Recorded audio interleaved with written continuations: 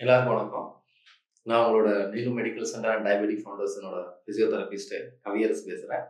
So இன்னைக்கு நம்ம எதை பற்றி பார்க்க போகிறோம்னு வந்து பார்த்தீங்கன்னா, உங்களோட சர்க்கரை நோய் ரிலேட்டடாக இருக்கக்கூடிய ஒரு ஆர்த்தோ கண்டிஷனை பற்றி தான் பார்க்க போகிறோம். அது என்னன்னா, உங்களுக்கு எல்லாரும் தெரிஞ்சது ஒரு நார்மல் பேக் பெயின் அந்த மாதிரி நீங்கள் சொல்லுவீங்க. பட் அது என்ன கண்டிஷன் நான் இப்போ சொல்ல வரேன்னா, டிஃப்யூஸ் இடியோபதிக் ஸ்கெலிட்டல் ஹைப்பர்டோசிஸ். அதாவது என்னன்னு வந்து பாத்தீங்கன்னா, உங்களுக்கு ஷோல்டர் ஜாயிண்ட், நான் இதுக்கு முன்னாடி எடுத்த நீ ஜாயிண்ட் இதெல்லாம் மாதிரி இதுவும் வந்து பாத்தீங்கன்னா உங்களோட எலும்புல இருக்கக்கூடிய ஒரு முக்கியமான பிரச்சனை. என்னன்னு வந்து பாத்தீங்கன்னா கொலாஜன். உங்களோட தண்டுவடத்துல இருக்கக்கூடிய கொலாஜன், ஒவ்வொரு எலும்புக்கும் இடைவெளியில இருக்கக்கூடிய கொலாஜன்ல ஏற்படுற ஸ்டிஃப்னஸ், அதாவது கால்சியம் டெபாசிஷன், இதுதான் இந்த பிரச்சனைக்கான ஒரு முக்கிய காரணம். ஸோ ஃபர்ஸ்ட் வந்து பாத்தீங்கன்னா, உங்களோட சர்க்கரையில இருக்கக்கூடிய நான் சொல்ற குளுக்கோஸும் போய் படியலாம், உங்க ரத்தத்துல இருக்கக்கூடிய கால்சியம் அளவுக்கு அதிகமான கால்சியம் போய் படையலாம். இது 2 காரணமே இந்த நோய்க்கான காரணமா இருக்கும். பட் உங்களுக்கு தெரியும் போது எனக்கு ஒரு முதுகு வலி இருக்குது அப்படிங்கறது தான் நீங்க சொல்லுவீங்க. பட் இது முதுகு தண்டுவடத்துல மட்டும்தான் வருமா இந்த டிஸ்க் அப்படிங்கிற ப்ராப்ளம்? இல்ல, எல்லா ஜாயின்லயுமே உங்களுக்கு இந்த ப்ராப்ளம் போய் ஸ்டார்ட் ஆகும். பட் இது மேஜர் ரோல் தெரியுறது உங்களோட ஸ்பைன் தான். ஏன்னா ஒவ்வொரு ஸ்பைனுக்கு இடைவெளியில ஒவ்வொரு இடைவெளியிலையும் உங்களுக்கு கொலாஜன் இருக்கு, அந்த பல்ஜிங் இருக்கும். ஸோ அதுல உங்களோட கால்சியம் டெபாசிஷன் வந்து போன்ல படிக்கிறனால ஸ்டிஃப்னஸ் அங்க வரும். உங்களோட ஸ்பைனை சுத்தி இருக்கிற தசையிலையும் ஸ்டிஃப்னஸ் வரலாம். ஸோ இது ஒரு காரணம்.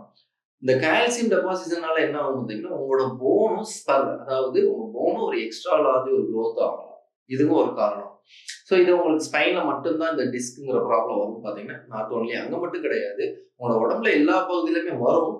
பட் உங்களுக்கு பர்டிகுலரா இந்த ஸ்பைன்ல வந்து பாத்தீங்கன்னா அதிகப்படியான வலிகள் தெரிய சான்சஸ் இருக்கு. என்ன ரீசன் வந்து பாத்தீங்கன்னா, ஒவ்வொரு ஜாயிண்ட்டுக்கு இடையிலையும் வந்து பாத்தீங்கன்னா, ஒவ்வொரு ஸ்பைனோட ஃபேஸட்லயும் வந்து பாத்தீங்கன்னா டிஸ்க்கு கீழே வந்து பாத்தீங்கன்னா அந்த கொலாஜன்ங்கிற புரதம் இருக்கும். ஸோ இந்த புரதத்துல வந்து பாத்தீங்கன்னா நம்மளோட குளுக்கோஸும் கலந்து ஸ்டிஃப்னஸ் கொண்டு வரும். பிளஸ் நம்ம கால்சியம் டெபாசிஷன் ஆகிட்டும் உங்களோட கால்சியமோட ஃபேசட், அதாவது பர்சைட்டிஸ்ன்னு சொல்லுவோம், கலந்து உங்களுக்கு சுத்தி இருக்கிற தசையும் பாதிக்கும். சேம் டைம் அந்த லிகமெண்ட் தசை நார்களையும் பாதிக்கும். ஸோ இதுக்கான பிரச்சனைக்கான காரணம் இப்போ என்னங்கிறது நமக்கு தெரிஞ்சது.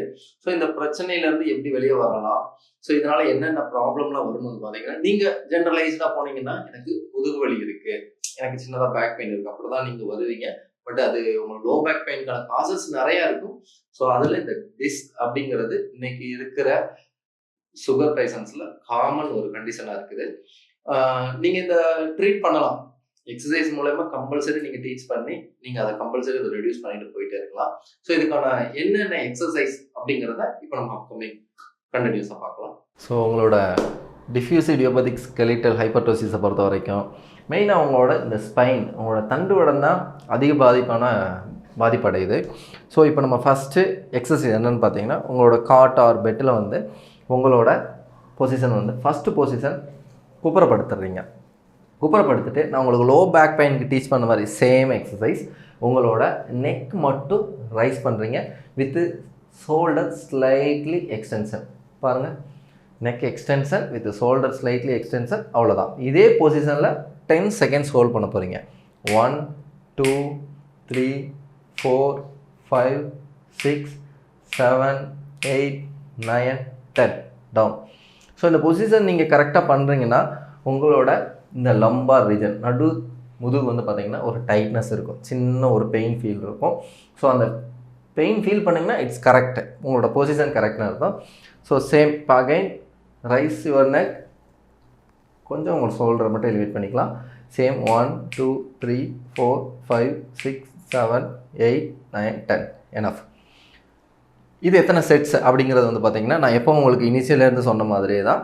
ஒவ்வொரு எக்ஸசைஸும் 10 seconds holding, 3 sets. So first நீங்கள் 10 செகண்ட்ஸ் நீங்கள் ஹோல்ட் பண்ணிவிட்டு இப்போ உங்களோட செகண்ட் எக்ஸசைஸ்க்கு போகலாம்.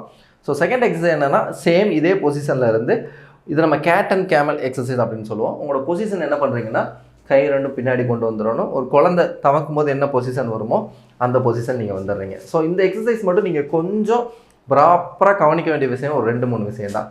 நான் உங்களுக்கு இது வரைக்கும் டீச் பண்ணிகிட்டு இருக்க எல்லா எக்ஸசைஸுமே இந்த இடியோபதிக் ஸ்கெலிட்டல் டிசார்டர் பொறுத்த வரைக்கும் இந்த ஸ்பைனுக்கு மட்டும்தான் மெயின் கான்சன்ட்ரேட் பண்ணுறேன். ஏன்னா இதுதான் அதிகப்படியான பாதிப்பு ஏற்படுற இடம் இந்த இடம் தான். ஸோ உங்களோட ஸ்பைனுக்கான மூமெண்ட்ஸ் கொடுக்குறோம், வேறு ஒன்றுமே கிடையாது. நீங்கள் நல்லா வாட்ச் பண்ணலாம். இந்த பொசிஷன் நீங்கள் வந்ததுக்கப்புறம் உங்களோட நெக்கை டுவர்ட்ஸ் நீங்கள் டவுன்வர்ட் போகிறீங்க, உங்களோட பாடியை அப்பர் கொண்டு வரீங்க.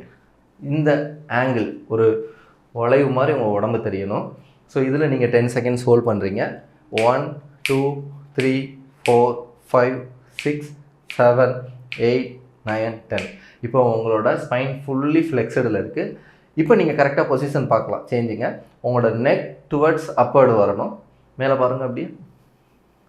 சேம் டைம் உங்களோட ஸ்பைன் கர்வ் விழுகுது பார்த்தீங்களா? ஸோ இதுதான் பொசிஷனிங். இதில் நீங்கள் ஒரு 10 செகண்ட்ஸ் ஹோல்ட் பண்ணணும். 1 2 3 4 5 6 7 8 9 10. இப்போ உங்களோட பொசிஷனை நீங்கள் ஆல்டர்னேட்டிவாக பார்க்கலாம். ஸோ கண்டினியூஸாக அந்த மூவ்மெண்ட் இப்போ பண்ணும்போது உங்களுக்கு ஈஸியாக பார்க்கலாம். நெக் டவுன்வர்ட் போகும்போது உங்களோட ஸ்பைன் மேலே வருது. இதில் ஒரு 10 செகண்ட்ஸ் ஹோல்ட் பண்ணுறீங்க. நெக் உங்களுக்கு அப்பர்டு வருது. அப்பர்டு கொண்டு வரலாம். அப்பர்டு வரும்போது உங்களோட ஸ்பைன் டவுன்வர்ட் போகுது. ஸோ இது உங்களோட செகண்ட் எக்ஸசைஸ். சேம் நான் சொன்ன மாதிரி 10 செகண்ட்ஸ் ஹோல்டிங் வித் 3 செட்ஸு. ஒவ்வொரு பொசிஷன்லேயும் நெக் அப்பர்டு, நெக் டவுன்வர்ட் போகும்போதும் உங்களோட ஸ்பைன் வரும்போது இதில் ஒரு 10 செகண்ட்ஸ் ஹோல்டிங். அகைன் உங்களோட நெக் மேலே வரும்போதும் உங்களோட ஸ்பைன் கீழே போகும்போது இது ஒரு 10 செகண்ட்ஸ் ஹோல்டிங் வித் 3 செட்ஸு. இது உங்களோட செகண்ட் எக்ஸசைஸ். ஸோ நெக்ஸ்ட் உங்களோட தேர்ட் எக்ஸசைஸ். தேர்ட் எக்ஸசைஸ் உங்களுக்கு வெரி சிம்பிள். இது வரைக்கும் நம்ம பார்த்தது வந்து பார்த்திங்கன்னா உங்களோட ஸ்பைனுக்கான ஃப்ளெக்ஷன் அண்ட் எக்ஸ்டென்ஷன், இந்த 2 எக்ஸசைஸ் தான் பார்த்துருக்கோம். ஸோ இப்போ என்னென்னா சைடு ரொட்டேஷன் அப்படிங்கிற எக்ஸசைஸ் பார்க்க போகிறீங்க. ஒன்றும் இல்லை, நீங்கள் நேராக உட்காந்துடுறீங்க. உங்களோட காட்டில் உட்காந்துட்டு உங்களோட கை 2ஐயும் கோர்க்குறீங்க. கோர்த்துட்டு திரும்ப போகிறீங்க. Right and left. ஸோ இது மோஷன் வந்து பார்த்திங்கன்னா 15x3. ஏன்னா இதெல்லாம் நீங்கள் ஹோல்ட் பண்ண போகிறது கிடையாது. ஸோ உங்களோட ஸ்பைன் வந்து பார்த்திங்கன்னா ஃபஸ்ட் நம்ம பண்ணும்போது ஃப்ளெக்ஷன் அண்ட் எக்ஸ்டென்ஷன் மட்டும் இந்த ஃபஸ்ட்டு 2 எக்ஸசைஸில் பார்த்தோம். இந்த தேர்ட் எக்ஸசைஸ் வந்து பார்த்திங்கன்னா உங்களோட ஸ்பைன் வந்து ஒரு ரொட்டேட் ஆகுது இந்த பொசிஷனில். ஸோ இந்த பொசிஷன் ரொட்டேட் ஆகும்போது உங்களோட சைடில் இருக்கிற எல்லா ஆஸ்டியோபோரோசிஸ், அந்த டைட்னஸ் எல்லாமே ரிலீஃப் ஆகும். ஸோ இது உங்களோட தேர்ட் எக்ஸசைஸ். நீங்கள் கண்டினியூஸாக இப்போ மோஷன் பார்க்கலாம். Right and left. இந்த மூமெண்ட் டியூரிங் தட் இந்த எக்ஸசைஸில் வந்து பார்த்திங்கன்னா சேம் உங்களோட நெக்கும் எந்த பொசிஷன் போகுதோ அதே பொசிஷனுக்கு நீங்கள் டர்ன் பண்ணுறீங்க. ஸோ இது உங்களோட third range of spine range of motion exercise. So இது வரைக்கும் நம்ம ஸ்பைனுக்கான ஃப்ளெக்ஷன் பார்த்துட்டோம், எக்ஸ்டென்ஷனுக்கான எக்ஸசைஸ் பார்த்தோம். ஸோ செகண்ட் எக்ஸசைஸ் தான் எக்ஸ்டென்ஷனும் நடக்கும், சேம் டைம் உங்களுக்கு ஸ்ட்ரென்தனிங் நடக்கும். ஏன்னா ஹோல்டிங் டைம் நீங்கள் அதிகமாக பண்ண உங்களுக்கு ஸ்ட்ரென்தனிங் நடக்குது. ஸோ தேர்ட் எக்ஸசைஸ் உங்கள் ஸ்பைனோட ரொட்டேஷனுக்கான எக்ஸசைஸ் பார்த்தோம். இப்போ ஃபோர்த் என்ன பண்ணுறோன்னா ஃபுல் உங்களோட பேக் மசில்ஸ் எல்லாம் ஸ்ட்ரெச்சிங். ஸோ அந்த பொசிஷன் நீங்கள் பார்க்கலாம். நீங்கள் எந்த கார்டில் பண்ணாலும் சரி, நீங்கள் உங்கள் டவுனோட வீட்டில் ஒரு கீழே டவல் விரித்து பண்ணாலும் சரி. ஸோ இந்த நீல் டவுன் பொசிஷன். இந்த நீல் டவுனில் வந்துட்டு உங்களோட ஃபுல் உடம்பையும் கையை வச்சு டுவர்ட்ஸு உங்களோட கழுத்தை தரையில் தொடுறீங்க. ஸோ அதில் என்ன ஆகுனா உங்களோட பேக் உங்களோட காலில் உட்காந்துக்கலாம். உங்களோட பேக் மசில்ஸ் எல்லாமே ஃபுல்லாக ஸ்ட்ரெச் ஆகும். இது நீங்கள் 10லேருந்து 15 செகண்ட்ஸ் வரைக்கும் ஹோல்ட் பண்ணலாம். இது சேம் டைம் உங்களுக்கு ஒரு ஸ்ட்ரெச்சிங்காகவும் இருக்கும், ஸ்ட்ரென்தனிங்காகவும் இருக்கும், இன்னொன்று ஒரு ரிலாக்ஸேஷன் பொசிஷனாகவும் இருக்கும். ஸோ இதெல்லாம் என்ன யூஸ் அப்படின்னு வந்து பார்த்திங்கன்னா உங்களோட மசில் கான்சன்ட்ரேஷன் இதில் நல்லாவே நடக்கும். ஸோ 10 to 15 செகண்ட்ஸ் நீங்கள் ஹோல்ட் பண்ணுறீங்க. ஆஃப்டர் தட் எழுந்திருக்கும் போதும் அதே மெதுவாக எப்படி நீங்கள் போனீங்களோ ஃபார்வர்ட் அதே மாதிரி பேக்வேர்டு வரணும். எக்காரணத்துக்கு வந்து சடனாக நீங்கள் எழுந்திரிக்கக்கூடாது. ஸோ எழுந்திரிச்சு உட்காந்துக்கலாம். அகைன் ஒரு 5 செகண்ட்ஸ் ரெஸ்ட் எடுத்துடுறீங்க. ஃபுல்லாக வர்றீங்க. 15 to 20 செகண்ட்ஸும் பண்ணலாம், தப்பு கிடையாது. ஒரு சில எக்ஸசைஸ்லாம் உங்களுக்கு ஈஸியாக இருக்குது எக்ஸசைஸ், இந்த மாதிரி கான்சன்ட்ரேட்டிவ் எக்ஸசைஸ்லாம் நீங்கள் இந்த ஹோல்டிங் டைம் அதிகப்படுத்தலாம். ஸோ அதனால் எந்த ஒரு தப்புமே கிடையாது. ஸோ அகைன் நீங்கள் பேக்வேர்டு வரலாம். இது உங்களோட 4th எக்ஸசைஸ். நெக்ஸ்ட்டு நம்மளோட 5th எக்ஸசைஸ்க்கு போகலாம். இந்த 5th எக்ஸசைஸ் என்னென்னா உங்களுக்கு ஃபஸ்ட்டு 2 எக்ஸசைஸ் உங்களோட ஸ்பைனோட ஃப்ளெக்ஷன் அண்ட் எக்ஸ்டென்ஷன் பார்த்தோம். தேர்ட் எக்ஸசைஸ் உங்களுக்கு சைடு ரொட்டேஷன் பார்த்தோம். 4th உங்களோட மசிலோட ரிலாக்ஸேஷன் அண்ட் ஸ்ட்ரென்தனிங்கான ஒரு நல்ல ஒரு பொசிஷன் பார்த்தோம். இப்போது நம்ம ஸ்பைனுக்குன்னு ஒரு ஸ்பெசிஃபிக்கான ஒன்று இருக்குது, சைடு ஃப்ளெக்ஷனுங்கிற ஒரு மூமெண்ட் இருக்குது. ஸோ அதுக்கான எக்ஸசைஸை இப்போ நம்ம பார்க்கலாம். லாஸ்ட் ஃபைனல் எக்ஸசைஸ் என்னென்னு பார்த்தீங்கன்னா நம்ம ஸ்பைனோட ஃப்ளெக்ஷன் அண்ட் எக்ஸ்டென்ஷன் எல்லாமே பார்த்தோம். இந்த ஸ்பைனுக்கு ஒரு ஸ்பெசிஃபிக்கான ஒரு மூமெண்ட்ஸ் இருக்குது, என்னென்னா சைடு ஃப்ளெக்ஷன். ஸோ அது நம்ம இப்போ பார்க்கலாம் என்னென்னு. உங்களோட வால் இல்லை நான் நல்ல பேலன்ஸ்டான பர்சனாக இருக்கிறேன்னா நீங்கள் நடுவில் கூட பண்ணலாம். பட் மேக்ஸிமம் இந்த வால் பொசிஷனில் இருக்கிறது பெஸ்ட்டு சாய்ஸ். ஏன்னா நீங்கள் அந்த ரேஞ்சை கவர் பண்ணி கொண்டு போகலாம். இதே நீங்கள் சென்டர்லேருந்து பண்ணும்போது பார்த்தீங்கன்னா கரெக்டாக சைட் ஃப்ளெக்ஷன் வராது, உங்களோட லைன் கரெக்டாக மிஸ் ஆகும். ஸோ வந்து பார்த்தீங்கன்னா உங்களோட ஹேண்டை உங்களோட சைடு நீயே டச் பண்ண போகிறீங்க, அவ்வளோதான். இதில் என்ன ஒரு மிஸ்டேக்ஸ் நீங்கள் பண்ணுவீங்கன்னு வந்து பார்த்தீங்கன்னா ஃபார்வேர்டில் முன்னாடி வருவீங்க, அது பண்ணக்கூடாது. நீங்கள் அந்த சைட் லைன்லேயே ஆர்ச் கொண்டு வரணும். அதே மாதிரி நியூட்ரல் பொசிஷன், திருப்பி பேக்வர்ட் நியூட்ரல் பொசிஷன் வருவீங்க. அதே மாதிரி அகைன் உங்களோட ரைட் சைடு நீங்கள் டச் பண்ண போகிறீங்க. ஸோ இதுவும் சேம். இப்போ சைடு வந்து பார்த்தீங்கன்னா 15 செட்டிங்ஸ் பண்ணணும். அப்போ டோட்டல் மூமெண்ட்ஸ் வந்து பார்த்தீங்கன்னா 30 கவுண்ட்ஸ்னு வரும்போது உங்களுக்கு இண்டிவிஜுவல் சைடு வந்து பார்த்தீங்கன்னா 15ங்கிறத உங்கள் ரேஞ்ச் அச்சீவ் பண்ணிடலாம். சேம் 30 × 3, ஏன்னா ஒவ்வொரு சைடு ஈச் சைடு வந்து பார்த்தீங்கன்னா உங்களுக்கு 15 தேவைப்படுது. ஸோ 13 × 3, 30 × 3ங்கிறது உங்களுக்கு இதோட ஃபார்மோட ரெப்படிஷன்ஸு.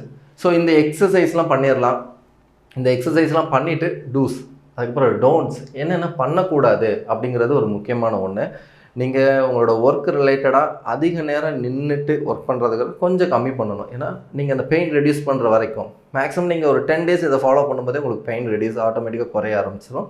அதுக்கப்புறம் நீங்கள் ஒரு வெயிட் லிஃப்ட் பண்ணாலும் சரி, எந்த ஒரு பொருளை எடுத்தாலும் சரி, நீங்கள் நின்றுட்டு இப்படி குனிஞ்சு எடுக்க வேண்டாம். முடிஞ்சளவு சிட்டிங்கில் போயிட்டு அந்த பொருளை உங்கள் நீ பேலன்ஸோட கேட்ச் பண்ணிங்கன்னா ஒரு பெஸ்ட்டு சாய்ஸாக இருக்கும். பெயின் உங்களுக்கு அப்படியே சஸ்டெயின் டே பை டே குறைய ஆரம்பிக்கும்.